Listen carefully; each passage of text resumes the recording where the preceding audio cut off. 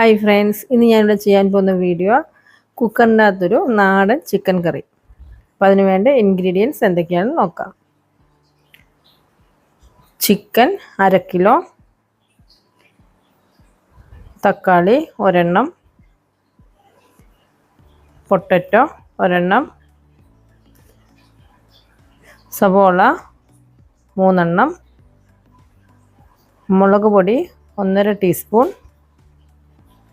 പച്ചമുളക് 2 എണ്ണം, വെളുത്തുള്ളി 4 അല്ലി, ഇഞ്ചി ചെറിയൊരു കഷ്ണം,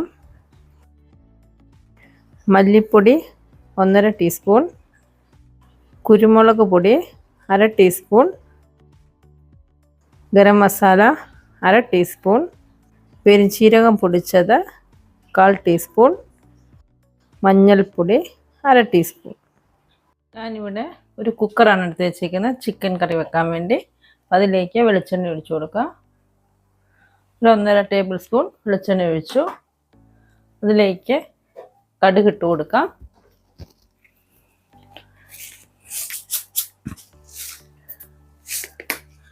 കടുക് ഒന്ന് പൊട്ടി തുടങ്ങുമ്പോഴേക്കും വെളുത്തുള്ളി, ഇഞ്ചിയും പച്ചമുളകും ചേർത്ത് കൊടുക്കാം. ഇതിലേക്ക്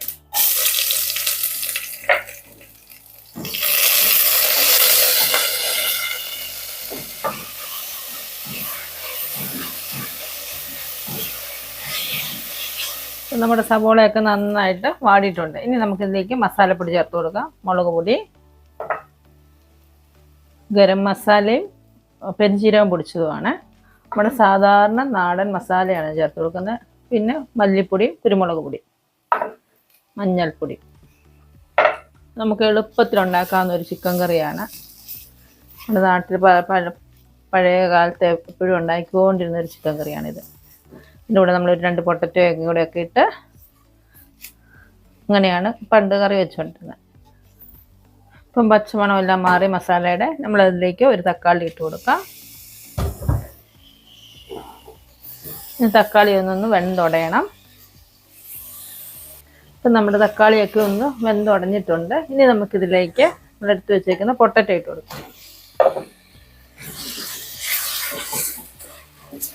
അതിൻ്റെ കൂടെ തന്നെ ചിക്കൻ ഇട്ട് കൊടുക്കാം.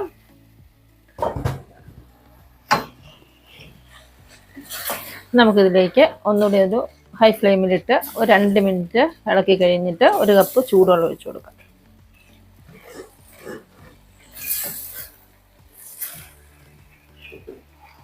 ഒരു 3 മിനിറ്റോളം കഴിഞ്ഞ് നമ്മൾ ഹൈ ഫ്ലെയിമിലിട്ട് ഇളക്കിയിട്ട് നമുക്കിതിലേക്ക് ചൂടുവെള്ളം ഒഴിച്ചു കൊടുക്കാം.